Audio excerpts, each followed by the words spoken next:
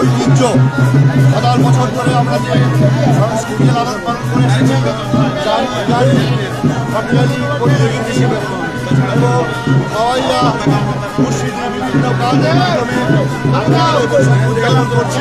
বাংলাদেশের মানুষের সমাজে সামনে গরুবাড়ি, তারপরে আছে দমদম আছে, তারপরে বিভিন্ন ধরনের কৃষকরা আছে, সবার স্বতঃস্ফূর্ত অংশগ্রহণের মাধ্যমে আজকে আমরা এই সুন্দর নতুন নববর্ষকে ধন্যবাদ স্বাগত জানাচ্ছি। এবং বছরে নতুন বছরে আমরা চাই বাংলাদেশের মানুষের ফিরে আসুন, শান্তিতে থাকুন, সবাই মিলে আমরা সুখের আস্তে আগামী বাংলাদেশ হবে তরুণ সমাজের বাংলাদেশ, আগামী বাংলাদেশ হবে মর্যাদার বাংলাদেশ, আগামী বাংলাদেশ হবে সমৃদ্ধির বাংলাদেশ, গণতন্ত্র প্রতিষ্ঠার বাংলাদেশ। বৈশাখে হবে আমাদের অঙ্গীকার, আমাদের শহরে এটা উদযাপন করার জন্য এবং নতুন বৎসরকে স্বাগত জানানোর জন্য। এই নতুন বৎসর হোক আমাদের সুন্দর একটি বাংলাদেশ, যে প্রত্যয়ে গত 5 জুলাই আগস্টের ছেলেরা রক্ত দিয়েছে, আমাদের সন্তানেরা রক্ত দিয়েছে।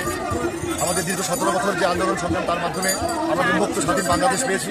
সেই মুক্ত স্বাধীন বাংলাদেশে প্রকৃত অর্থে বাংলাদেশ এবং বাঙালির যে 1000 বছরের ঐতিহ্য, যে ঐতিহ্যের সাথে মিশে আছে আমাদের এই সুশীতল ছাড়া বাংলাদেশ, ভাওয়াইয়া, পল্লীগীতি, বাউল, তারপরে হচ্ছে যে কী বলে জারি গান, সারি গান, গম্ভীরা, সব কিছু মিশে আছে। এর সাথে মিশে আছে আমাদের সবুজ বনানী, সবুজ প্রকৃতি। সেই প্রকৃতির সাথে মিলে আজকে আমরা এই সুন্দর নতুন দিনে, বছর নতুন দিনে আমরা বছরকে স্বাগত জানানোর জন্য এখানে এসেছি।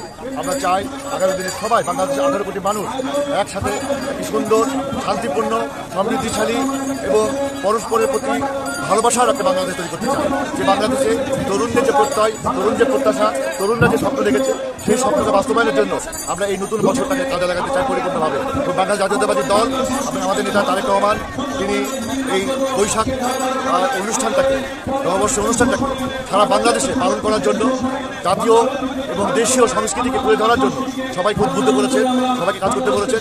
তারই আলোকে গোটা বাংলাদেশের প্রত্যন্ত অঞ্চলে, জেলা, মহানগর, গ্রাম, ইউনিয়ন, থানা, সকল পর্যায়ে আজকের এই বর্ষবরণ এবং বৈশাখী এই প্রথম দিনটি উদযাপিত হচ্ছে। এর পাশাপাশি আমাদের আরও অনুষ্ঠান আছে, দেশীয় খেলা আছে।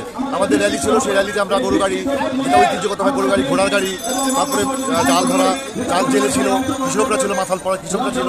তো সেই যে পুরাতন আবহমান বাংলা, সেই বাংলাকে আজকে আমরা র্যালির মাধ্যমে উপস্থাপনা করেছি।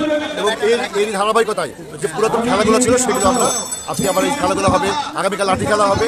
এবং এই লালন চত্বরে আমরা ওখানে কী বলে বৈশাখী সন্ধ্যা উদযাপন করব, যেখানে গম্ভীরা গান সহ দেশীয় সঙ্গীত পরিবেশিত হবে। সবাইকে আমরা সেখানে আসার জন্য আহ্বান জানাচ্ছি। ধন্যবাদ।